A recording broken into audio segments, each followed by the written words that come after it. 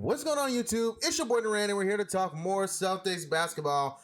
And that's a deflating game, a deflating series in general in this little mini series that we had with the Philadelphia 76ers as we lose back-to-back games and then lose this one 110 to 122. And the only reason it's deflating is because I thought we had a chance to win both games. I thought we were in it. We were very competitive. It's not like we were out of it for most of the game. We stayed competitive, and I wanted us to edge that one out, but man, that one hurts. Not gonna lie, that one hurts. I wanted us to win that one, but it's not the end of the world. It's still the regular season. As I said, this is a marathon. We gotta move on to the next one and start stacking wins. We can't make excuses. Listen, Jason Tatum didn't play tonight. We know, and I think they know, that they are in trouble when Jason Tatum comes back.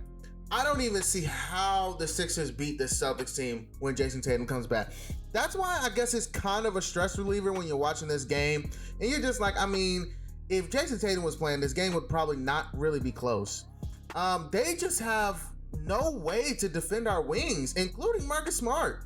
Honestly, you saw Javonte Green kind of getting off. You saw Semi Ojeleye getting off. Like, they have no wing defense, period. And Ben Simmons looks a little overrated as a defender. He's really good with quick hands, but man, just watching Ben Simmons play defense this year, he's not playing at a high level. Not that high, in my opinion. I mean, he's playing at, again, he's still a good defender, but as far as you talking about elite defense, he was playing way better last year. He was. And this year, it just doesn't look as elite as it can. Danny Green's washed. Curry's not guarding anyone. And Korkmaz is not guarding anyone. Matisse Thybulle is decent. He's still overrated as a defender, but Matisse Thybulle is still a good disruptor as far as it comes in, you know, being in the play and always being around the ball and having a nose for the ball. But yeah, the Philadelphia 76ers, I'm not really worried about losing to them. As more of the fact that I'm just kind of annoyed by the media trying to anoint this team. You know, they just took over the number one seed in the Eastern Conference. They're trying to boast them up as if our best player played this game. And they won't even like bring that up in any conversation when they talk about the Sixers and the Celtics and who's the best in the East. They just want to talk about Joel Embiid being the MVP candidate. And let's talk about Joel Embiid getting his stimulus package later than a lot of people. He got his stimulus package this past week. He got his stimulus package. He got his $2,000. He got that Joe Biden stimulus package, y'all. He got it. He got Joel Embiid got that Joe Biden stimulus package today, and he went shopping. He bought some bags. He went grocery shopping. Like, he cashed out. He cashed out at the foul line, like, completely. What was it? It was 14 free throws today. I mean, it's just a joke. This guy had 21 free throws the day before this. When he had 15 free throws tonight. The stimulus package. He got a stimulus package of calls. He cashed out. But hey, you give it to him, the big fella. I mean, he's having a great season. And, you know, I feel kind of vindicated because I was the one who was saying Joel Embiid is the best player on that team when a lot of people wanted to say Ben Simmons was. But man, Joel Embiid is a talent, and you got to respect that. It's just the others I don't like getting off. I mean, we kind of kept them contained. It's just not much scoring. And then you have Embiid just kind of wrecking the game. That's what you get. And let's go ahead and talk about some of the detractors from this game. Really, Grant Williams is horrible. Again, terrible. He got benched. He started the game, played some, and I mean, he just got worked. Like, he was a minus 14 today.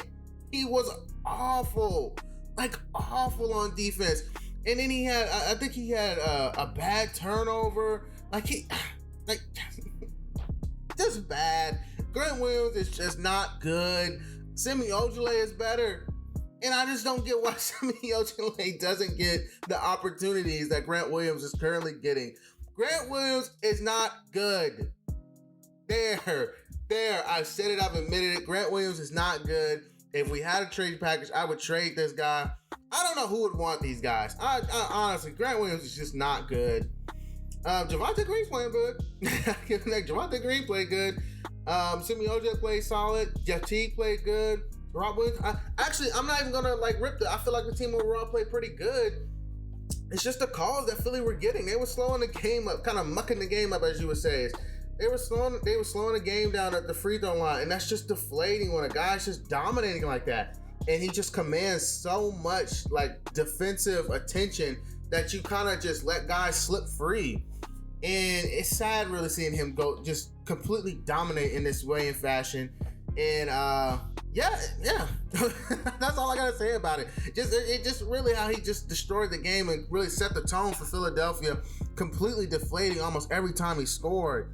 But Tristan Thompson did his best. But I mean, he got destroyed. As far as Kemba Walker looked really good. Kemba Walker looked really, really good in this game. Like 29 minutes.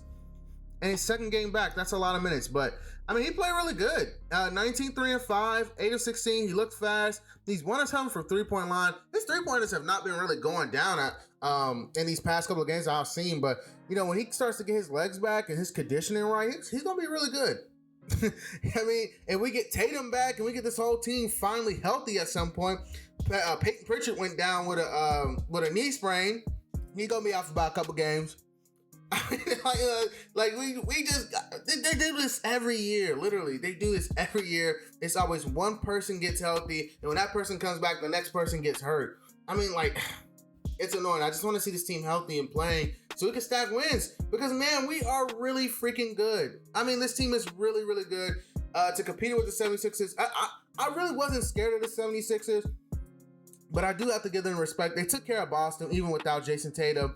I mean, of course, with Jason Tatum, these games probably aren't close. Like, we're probably blowing Philadelphia out with Jason Tatum. Honestly, I really question how are the 76ers going to be able to guard the Celtics when Jason Tatum come back. Like, how? Like, they're like, it's literally pick your poison. And man, I did all this talking. I still haven't talked about Jaylen Brown because I just expect it. He's a superstar. Jaylen Brown with 42, 9, and 3. Don't worry, Jaylen Brown. I know you were hanging your head low. It's a career high in points. I think he tied it today. But man, Jason Tatum's coming back. Yeah, the J Bros will be back together. Mr. Jaylen Brown, thank you for contributing today. He tried to hold his own, but hey, it doesn't matter if you lose. That's just the realization of it. It really doesn't matter if you lose. Like Kobe would say, it wouldn't have met the 81 points wouldn't have mattered if they lost that game. I mean, it's just deflating. We can't enjoy performances like this when we lose. And yeah, I don't anticipate us losing much more. I really don't. When Jason comes back, we're gonna be a really good team. And getting Kemba Walker playing at this level this early on, he'll only get better from here on out. But yeah, you know, moving forward, I think we're good. We got the Cavs Sunday. I think someone said on Twitter that the Cavs game is all of a sudden not a get-right game. It's a game that they're going to be focusing on. When Jason Tatum comes back, we are going to beat the brakes off the Cleveland Cavaliers on Sunday. Trust and believe. When Jason Tatum comes back, we are going to beat the brakes off the Cleveland Cavaliers.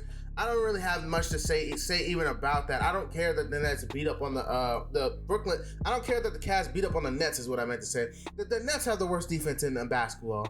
It's pretty obvious. I mean, they're down there with Chicago. They are on pace to be the worst defense in the NBA. Check the numbers. They are on pace to give up the most points in the NBA. They are the worst defense. They allow 120 points per game. That is awful. Well, guys, that's all I have for the video. Like, comment, and subscribe. Peace.